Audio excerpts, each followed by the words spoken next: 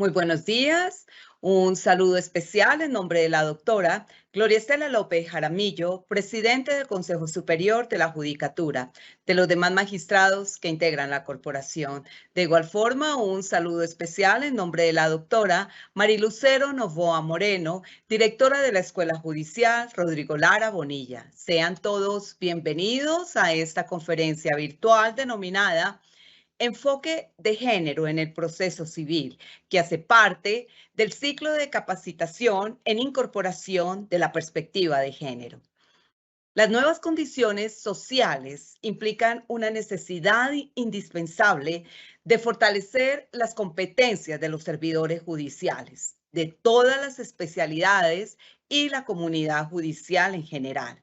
Esto con el fin de realizar la incorporación de la perspectiva de género en las decisiones judiciales, así como la aplicación del enfoque diferencial en la práctica judicial y modificar los estereotipos femeninos que por años se han visto reflejados en diversos ámbitos sociales, por lo que es fundamental abordar de manera integral los casos de violencia por razones de género y sexo, con el fin de responder a la urgente necesidad de garantizar el acceso a la justicia de las víctimas de casos de violencia de género desde su dimensión económica. La conferencia de hoy tiene como propósito analizar la transversalización del género como un concepto de política pública que introduce herramientas para analizar las implicaciones particulares que tiene nuestro entendimiento cultural del género sobre hombres, sobre mujeres y en todas las instituciones que afecten la vida pública, como lo es el derecho y el acceso a la justicia. El género es una categoría de análisis que se utiliza para comprender los roles, estereotipos e imaginarios asociados a lo masculino y lo femenino y las relaciones de poder que se derivan en situaciones de desigualdad. En esta oportunidad tenemos el gusto de contar con la doctora María Paola Tovar Rangel, abogada de la Universidad de los Andes, magíster en estudios interdisciplinares de género de la Universidad Autónoma de Madrid y magíster en trabajo social de la Universidad de Columbia en New York. Ha estado vinculada a organizaciones como la Comisión de Derechos Humanos de Nueva York, Women's Link Worldwide, Federación de Mujeres Progresistas de Madrid y otras organizaciones que promueven los derechos humanos de las mujeres y la niñez. Actualmente, la doctora se desempeña como docente de la Universidad del Bosque. Tan pronto finalice la exposición, nuestra conferencista invitada el día de hoy dará respuesta a algunas de las preguntas que se formulen a través del chat de participación. Las inquietudes técnicas que resulten sobre el registro, conexión o evaluación de esta actividad serán atendidas con muchísimo gusto por servidores de la Escuela Judicial. Doctora María Paola Tovar Rangel, es un gusto tenerla hoy con nosotros. Bienvenida, tiene el uso de la palabra. Muchísimas gracias, doctora Mónica Cuellar. Un saludo muy extensivo a la doctora Mariluz Novoa Moreno, la directora de la Escuela Judicial, a la doctora Gloria Estela López Jaramillo, presidente del Consejo Superior, y a todos los servidores y servidoras judiciales y demás personas que se han conectado a esta videoconferencia. Me siento honrada de poder seguir haciendo parte de esta conversación a la cual se le da cada vez más campo. Desde la psicología se dice que la forma en la que se aprende desde la niñez es a partir de la repetición, de la especialización, y entre más tengamos espacios para tener este tipo de conversaciones, más vamos a poder crecer en esos valores comunes que necesitamos como sociedad, y darle el espacio que se merece este tema dentro de el espacio que tenemos, y el y nuestro universo jurídico que alrededor del mundo es admirado, es reconocido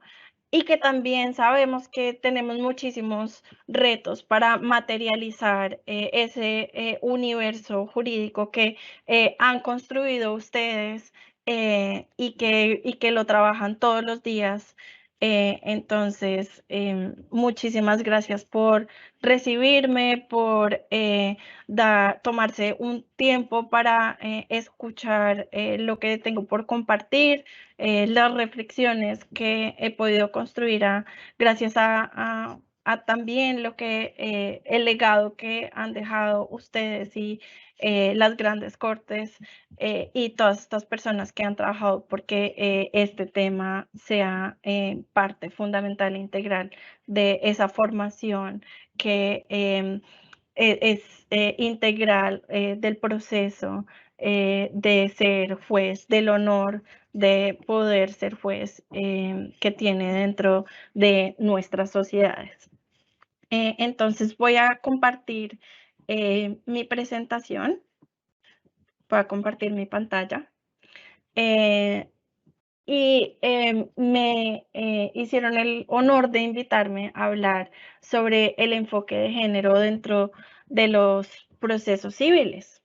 Entonces, se preguntarán ustedes, ¿por qué yo? Sí, abogada, sí, también hago parte de la academia y también mi especialización se ha ido juntando con todo el mundo de las ciencias sociales, el trabajo social, los estudios especializados de género y les comento que yo en este momento estoy viviendo y los saludo muy especialmente desde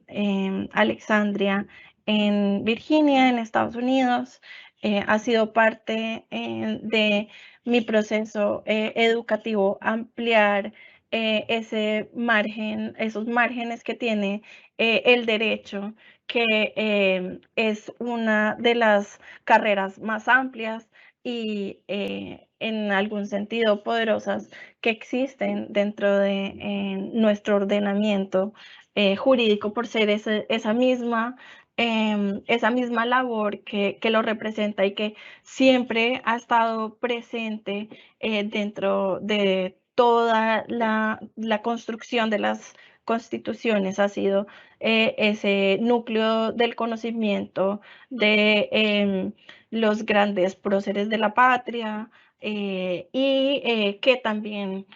ha venido siendo importado desde Europa y a partir de la relevancia que ha obtenido también la jurisprudencia estadounidense, nos hemos ampliado cada vez más al modelo anglosajón. Y aunque también existen muchas críticas hacia ese modelo de importación de las normas que en ocasiones ha tenido circunstancias un poco más deteriorantes que beneficiarias, nos sigue sucediendo. Que en un mundo de la globalización es tan importante como compartir esas ideas. Pero bueno, después de esta larga introducción, quiero volver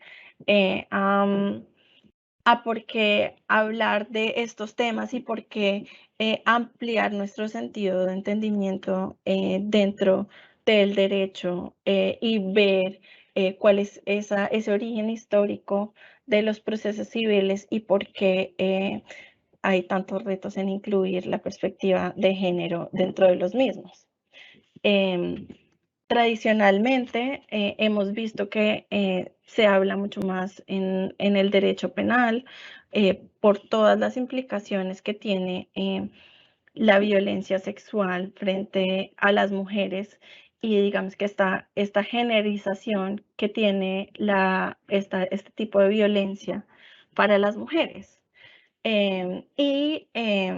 Siempre es importante regresar a ese origen y a ese núcleo común que fue los acuerdos de Berlín en el 2005, en los cuales se acuerda que la transversalización de género debe ser la ruta, el mapa de ruta que deben tener los distintos países y que debe hacerse un análisis de la perspectiva de género en las distintas instancias del poder y no tener un desbalance, y que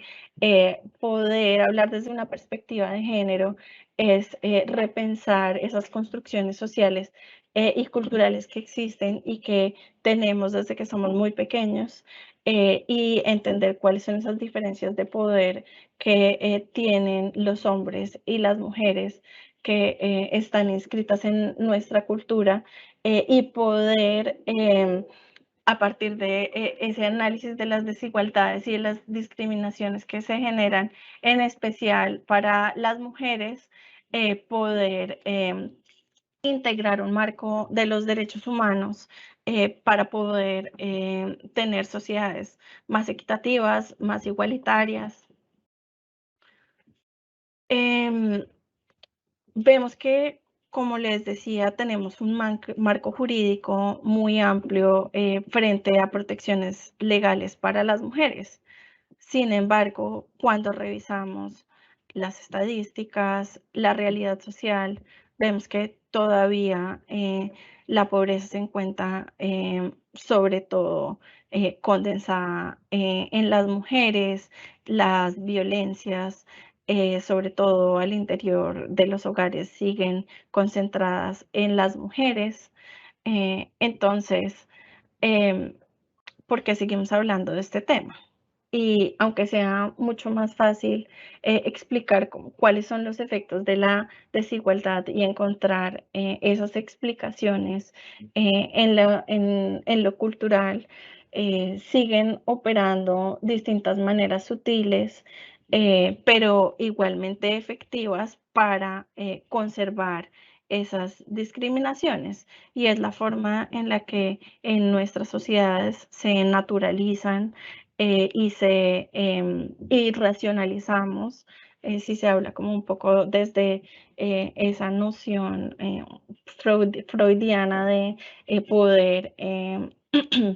manejar, digamos que esos subconscientes, las formas en las que se acceden a los recursos, al conocimiento, en la que no seguimos, digamos que dividiendo esas funciones que existen en la sociedad entre hombres y mujeres,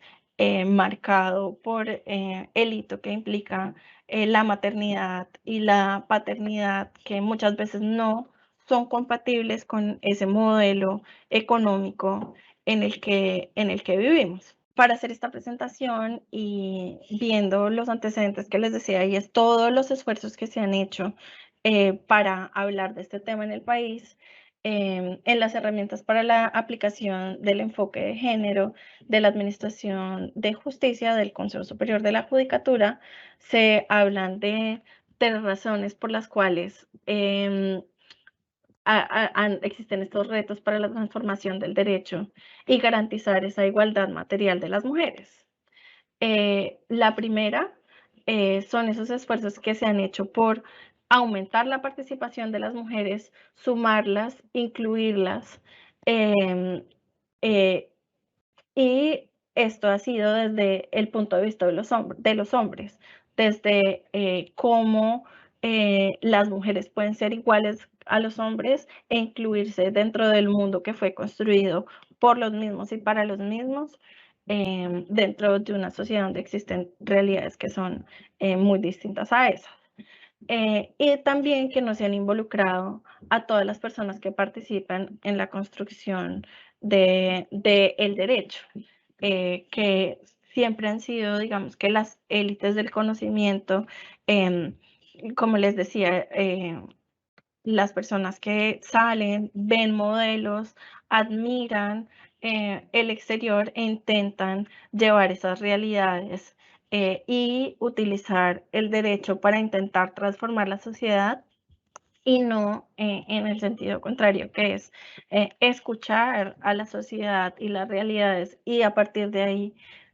transformar el derecho. Entonces, un ejemplo concreto de los efectos que siguen teniendo estos estereotipos de género en nuestra sociedad es el efecto que ha tenido la emergencia por COVID en las tasas de violencia intrafamiliar. Uno de los últimos, de las últimas mediciones que se han hecho frente a las respuestas de COVID, esta gráfica muestra cuál es la percepción de la violencia durante el periodo de 2020. Entonces, en los hogares reportaron que cuando fueron más fuertes las cuarentenas, aumentaron los conflictos al interior del hogar a comparación de noviembre, donde fueron menos los conflictos. Esto tiene que ver con estar todas las personas dentro del mismo núcleo, seguir teniendo, digamos, esas necesidades económicas y tener una reducción dentro de los ingresos que tenían los hogares. Entonces, muchas veces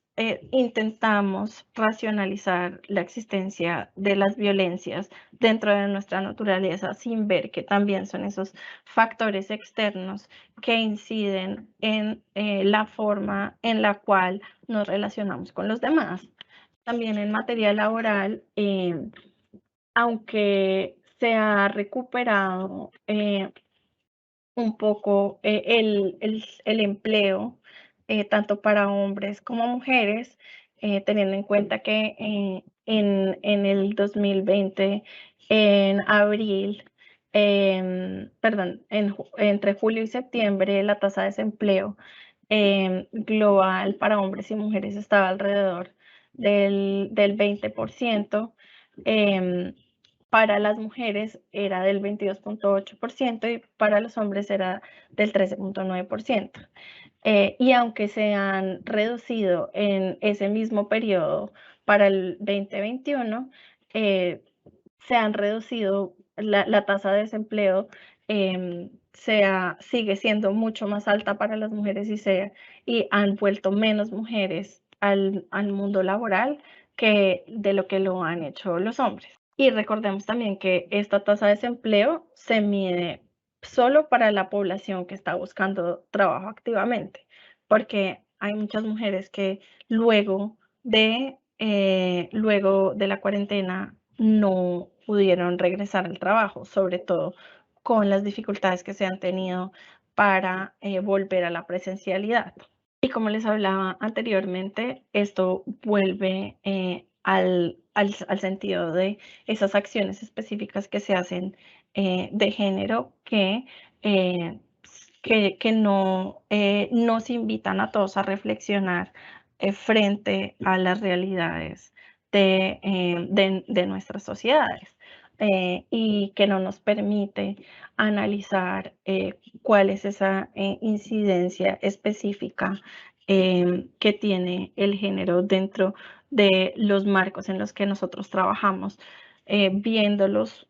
con mayor facilidad fuera de nuestras especialidades que dentro de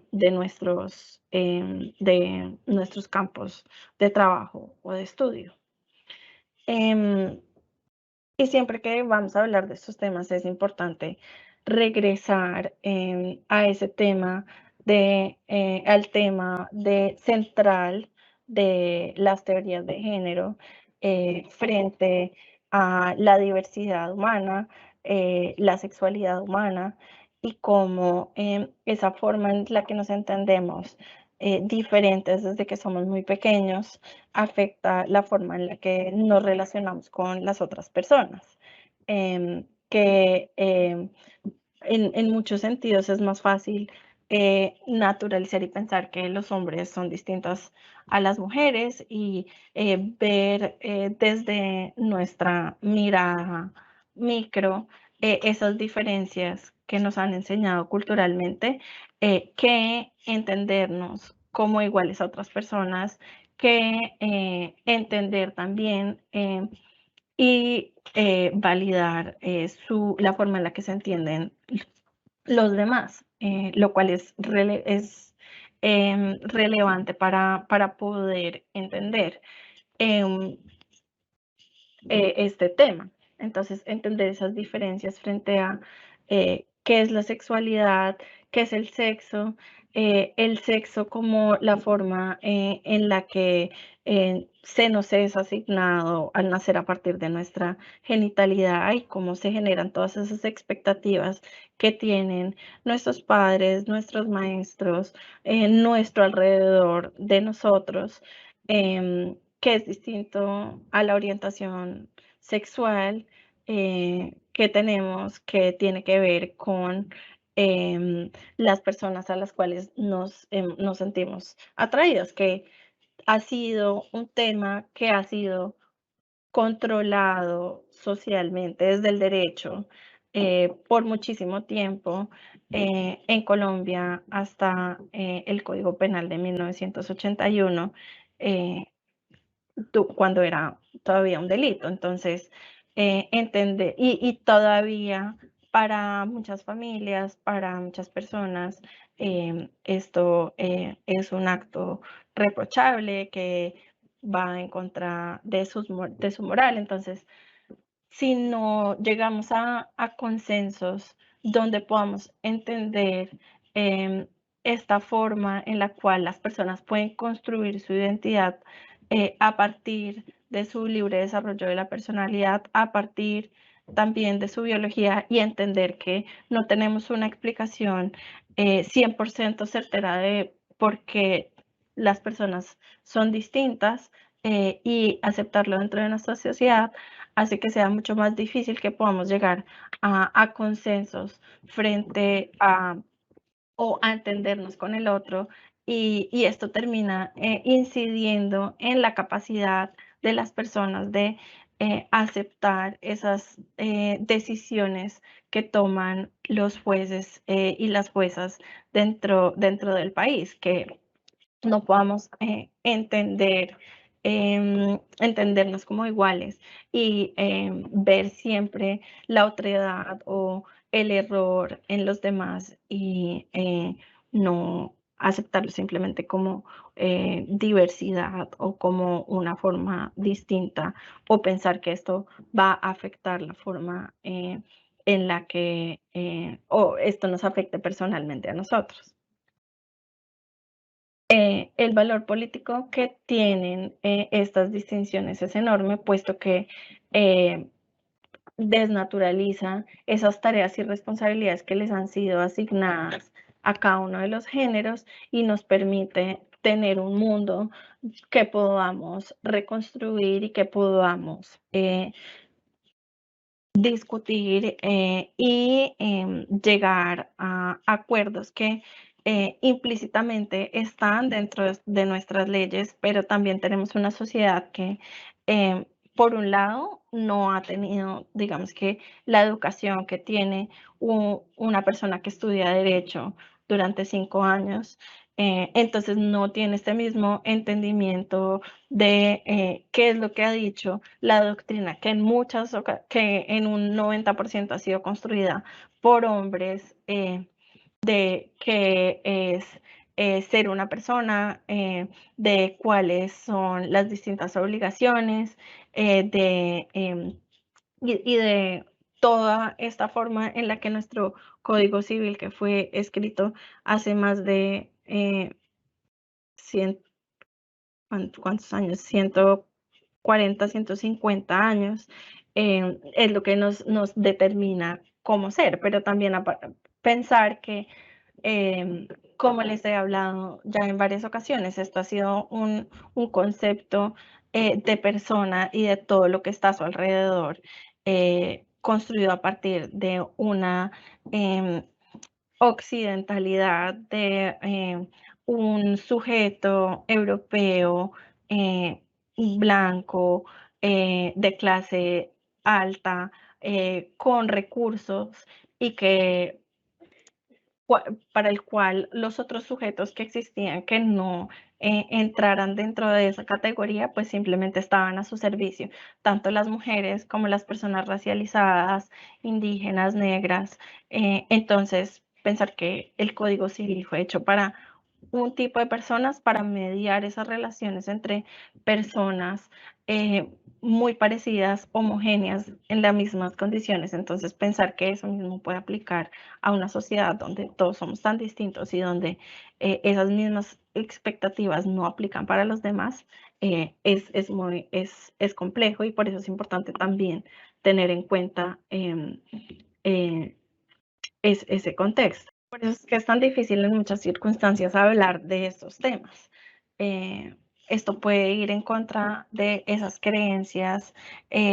También, digamos que el efecto y el trabajo y la ampliación, digamos, la democratización que ha tenido la palabra, que ha tenido la capacidad de escribir, de expresar nuestras emociones, de expresar la forma en la que hacemos conexiones entre nuestra realidad, se ha ampliado, y esto hace que sea mucho más difícil llegar a consensos, que lo sintamos en nuestro cuerpo cuando hablemos de estos temas, y cómo pues nuestra verdad sea tan importante para nosotros.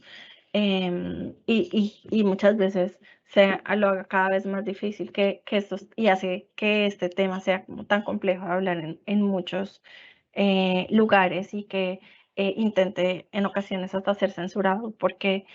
puede ir en contra de esas nociones de realidad que fueron construidas hace mucho tiempo, que, como les digo y les repito, no aplican para la realidad que vivimos actualmente.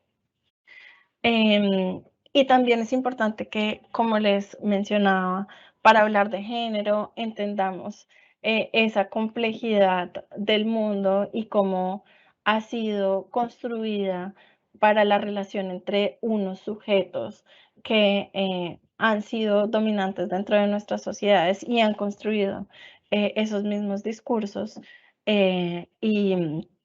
cómo pues se generan en factores de opresión, y muchas veces esas normas se convierten en chaquetas de fuerza para unas personas y fuente de enriquecimiento, de recursos, de prestigio para otras personas, que son quienes están ahí escribiendo esas normas. Este concepto de interseccionalidad lo propuso la abogada Kimberly Crenshaw, que buscaba visibilizar cómo esas múltiples opresiones pues se unen para que veamos los conflictos que suceden en nuestras sociedades. Yo revisé cuáles eran las estadísticas del Consejo Superior de la Judicatura frente a, a la gestión judicial. Entonces, frente al 2019, se ve que para la especialidad civil, la gran mayoría de ingresos fue de otros procesos, que son tutelas, y lo cual hace que sea paradójico que, también es una señal de cómo esas instituciones que tenemos muchas veces no responden a las realidades que tenemos, y cómo esas instituciones que tenemos no han sido construidos para los sujetos que tenemos hoy en día. Muchos de esos otros procesos responden a tutelas, a personas que vuelven a este marco, y como durante los diferentes gobiernos se han construido propuestas para presentar una actualización al Código Civil, para integrar el Código Civil con el Código de Comercio, para integrar los principios de los derechos humanos dentro de la jurisdicción civil, que muchas veces también responde más a esos intereses mercantiles que a la dignidad humana y a la dignidad de las personas. Sin embargo, pues ha sido muy difícil por la inestabilidad jurídica que esto le puede implicar al país, y nos deja como entre esa encrucijada. Sin embargo, digamos, la certeza jurídica que siempre ha otorgado, que han otorgado las altas cortes, lideradas por la Corte Constitucionalidad, de la Corte Constitucional, es que los derechos humanos deben ser como la estrella orientadora de las acciones y de las decisiones que se tomen, y que en este sentido también durante estos últimos 30 años pues han reconstruido y han remodelado el Código Civil para poder armonizar estos conceptos. Sin embargo, teniendo en cuenta que nuestra educación es basada en ese formalismo y positivismo de las diferentes formas en las que se ha construido el derecho desde, desde la historia occidental, hace que sea difícil que sean compatibles estos dos marcos, teniendo en cuenta que pues, los derechos humanos modernos como están, y con todos los cambios que han tenido, pues es un marco de los últimos 60 años. Entonces, no es tan fácil como comparar, pero sin embargo somos parte activa de esta transformación del derecho. También ver como que el segundo campo más grande dentro de esta especialidad sea el tema hipotecario o prendario, también nos deja ver cómo son, o digamos, cómo los bancos o diferentes actores financieros tienen una incidencia dentro de nuestro modelo normativo, como esa personalidad jurídica de estos actores se contrapone a la naturalidad de las personas a través de relaciones comerciales, contractuales, que hacen que se genere esta falta de sinergia dentro de esos temas, esas relaciones pues, declarativas y, bueno, en este caso ejecutivas, que no es fácil de desnaturalizar dentro de nuestro sistema, y cuál es, digamos, como que esa responsabilidad que tiene el sistema financiero también de utilizar todos los recursos que han desarrollado para hacer la evaluación de quiénes, de cómo utilizan sus recursos, si también pues son uno de los actores que están accediendo constantemente a la jurisdicción, a,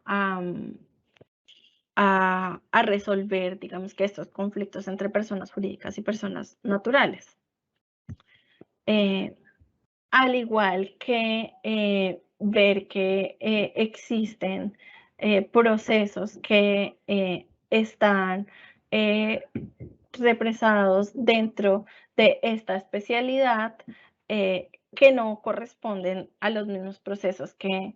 ingresan, sino a procesos que se extienden por esa falta de capacidad de entender y comprendernos en los mismos marcos jurídicos. Y este código representa realidades anteriores a nuestras relaciones.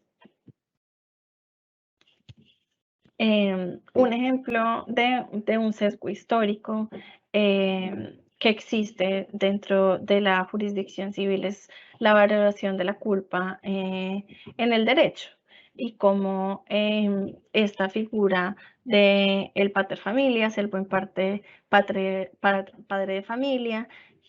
representa a la persona razonable, que es un sujeto completamente distinto a la persona o digamos que al sujeto que se presenta ahora, donde no son microinstituciones unitarias, unificadas y con la misma composición las familias, que ese deber ser que se planteaba dentro del derecho romano. Esa institución que digamos, dentro de nuestra Constitución es proclamada como el núcleo de nuestras sociedades y sin embargo no es la norma dentro de nuestro país, sino que responde a esa forma en la cual hubo un acuerdo de pocas personas que querían que esta fuera la institución bajo la cual iban a generar, digamos, que esos negocios jurídicos. Sin embargo, se expande mucho más allá la responsabilidad de las personas de un sujeto unitario que represente a estos modelos de familia. Y en ese sentido es importante que dentro de los análisis que se hagan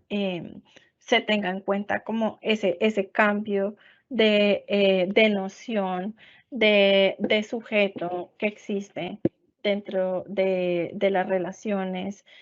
contractuales y de las obligaciones frente a lo que fue propuesto en un principio y de lo que sucede ahora. Otro aspecto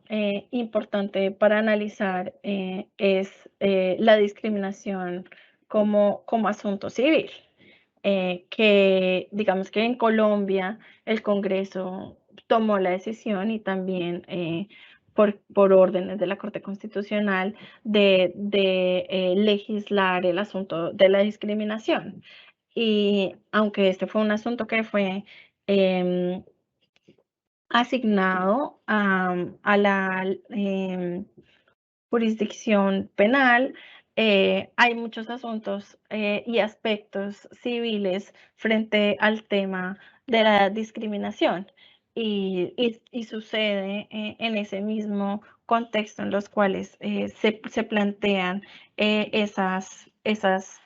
relaciones que tenemos con los demás sujetos y que también es un aspecto importante para analizar dentro de este tipo de procesos. Entonces, volviendo a estas herramientas que ya se han propuesto y que es un documento que les recomiendo repasar, leer y entender dentro de la toma de decisiones de sus procesos, es encontrar dónde están las mujeres dentro de estas relaciones contractuales que existen y si el sexo de las personas importa dentro de los casos que se analizan y que sí es necesario darle la misma importancia a todas las diferencias que existen. O sea, cómo abordamos esas diferencias y entender que desde el derecho colombiano vigente es importante exigir que quien introduce una diferencia usando el sexo como criterio demuestre que es relevante para el caso.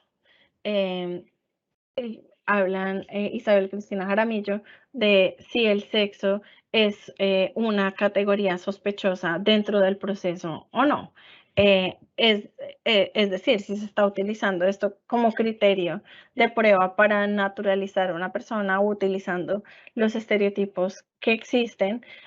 o si es esto un criterio para determinar una situación que sucede y que estadísticamente tiene una incidencia particular sobre un sexo u otro. La segundo es asumir que una vez se ha demostrado que la diferencia tiene impacto, es posible adoptar medidas que reflejen esa diferencia para transformarla. Es decir, caben, em,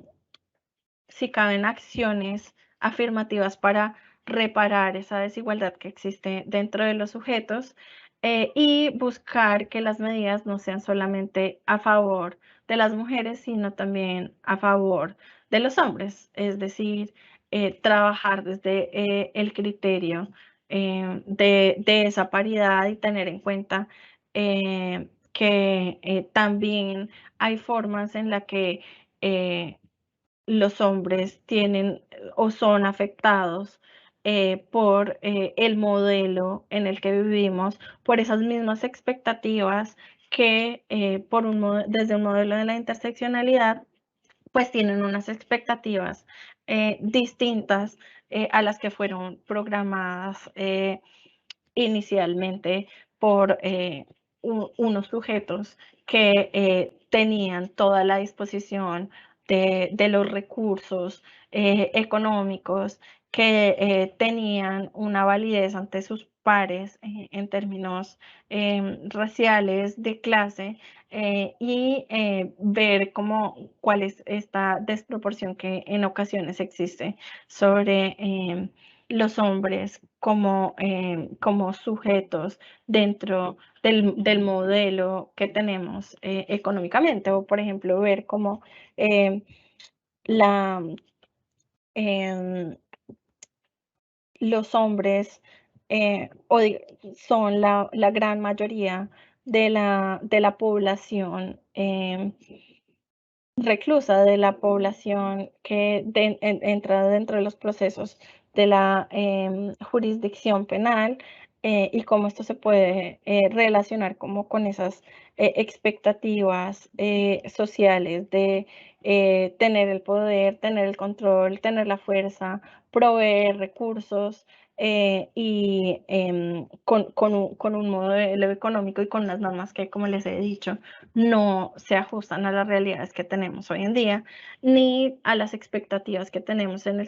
siendo estas el marco de los derechos humanos. Me gustaría como recapitular y saber si tienen casos en concreto que les gustaría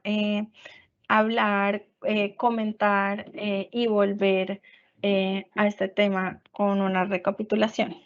Como les comenté, existen infinitas herramientas en este momento para poder aplicar estos conceptos y para analizarlo dentro de los procesos. Y también es importante volver al análisis de estas raíces del derecho para entenderlo. Y recapitulando las barreras que existen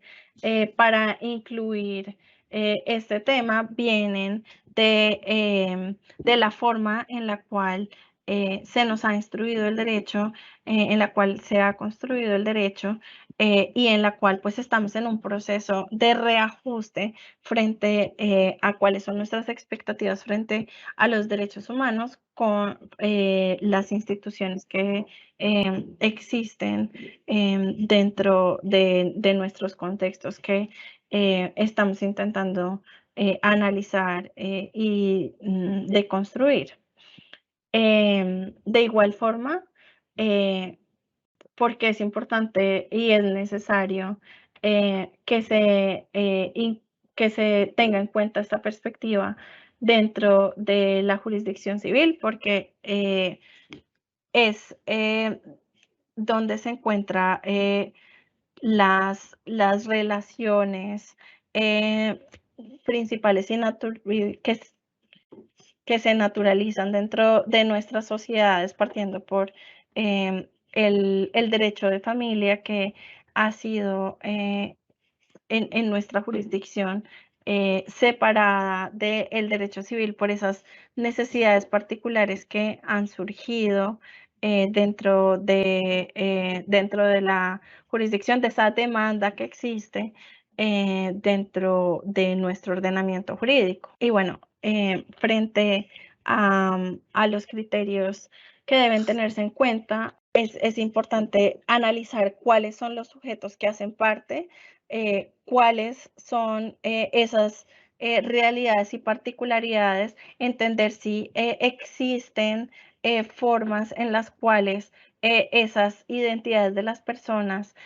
afectan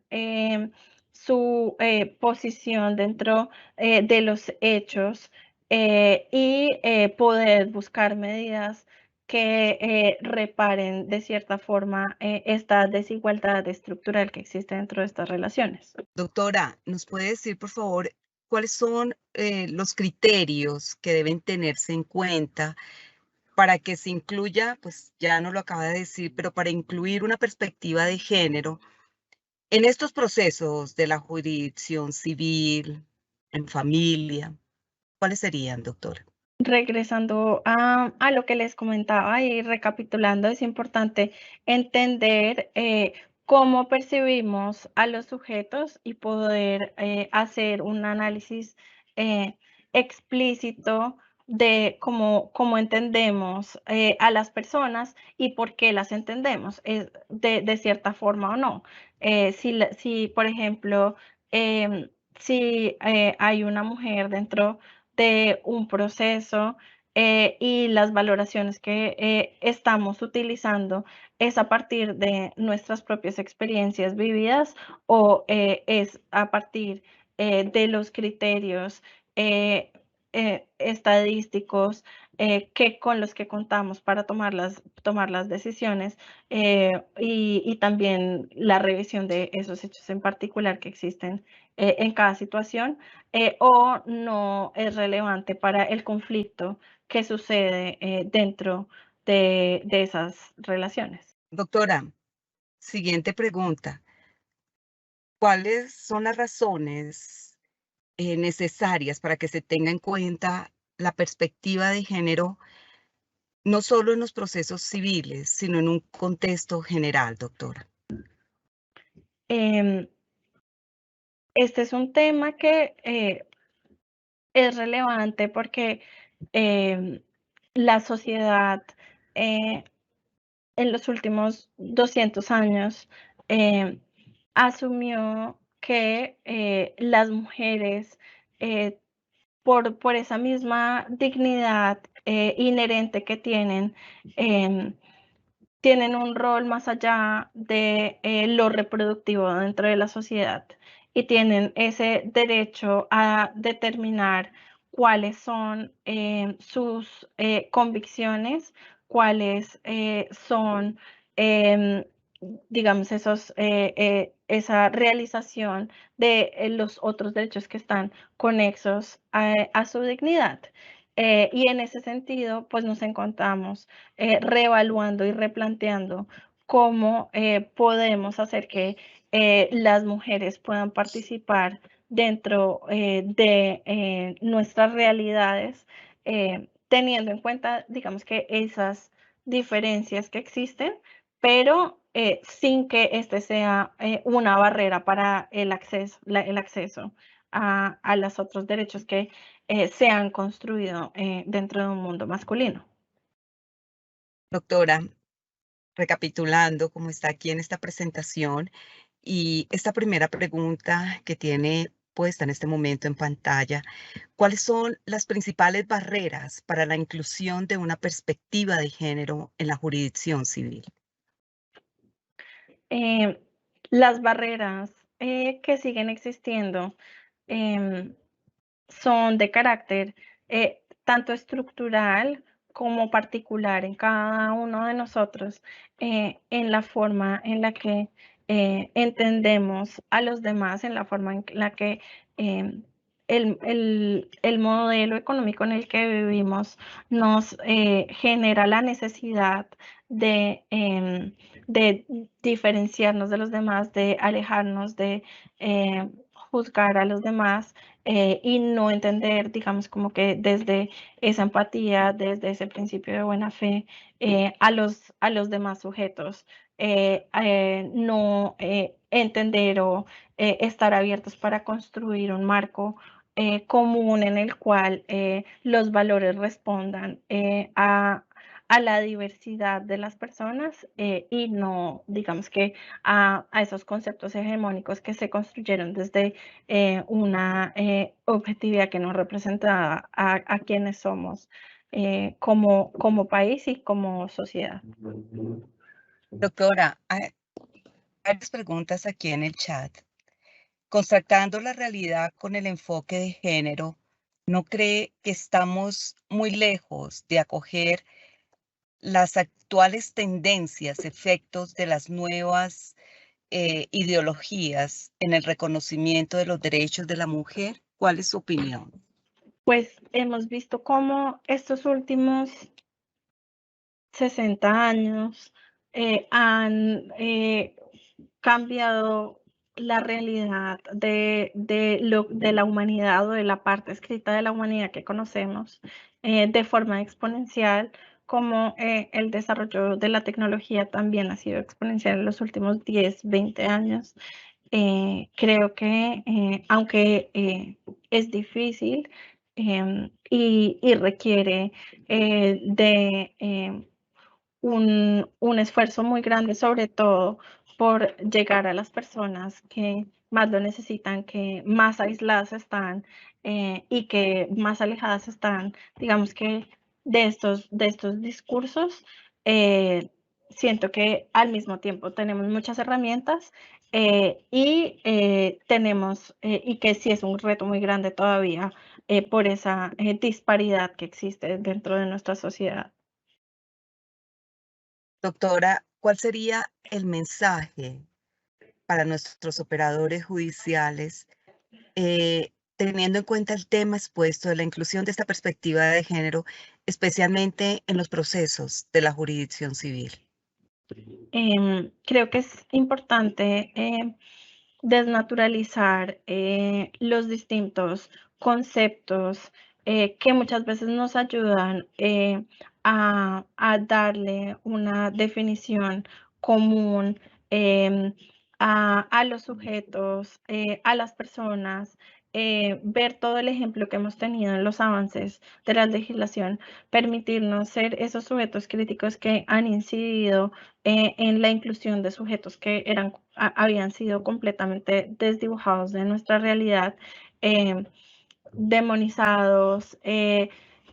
y hasta invisibilizados de la realidad en completo o vistos como propiedad de los demás y permitirnos tener esta capacidad crítica para entender que la recomposición basada en los derechos humanos es posible dentro de nuestra sociedad. Un agradecimiento muy especial a la doctora María Paola Tobar Rangel por estar hoy aquí en la Escuela Judicial, doctora, compartiendo estas experiencias, por su clara explicación sobre el enfoque de género en el proceso civil, particularmente como lo explora la Corte Constitucional y específicamente en las sentencias T093 del 2019 en asuntos de derecho civil. Todo lo que nos acaba de mencionar en esta conferencia y el mensaje que ha mandado a los servidores judiciales. Muchísimas gracias, doctora María Paola. Un agradecimiento muy especial a los servidores, servidoras judiciales y a todas las personas que actúan en el sector justicia que se interesaron en esta conferencia virtual. Los seguimos invitando a que nos acompañen a través de nuestras redes sociales como Facebook, Twitter, Instagram y YouTube, donde podrán encontrar más información sobre nuestras videoconferencias y noticias de interés. Muchísimas gracias. De nuevo, doctora, Nuestro agradecimiento, doctora María Paola.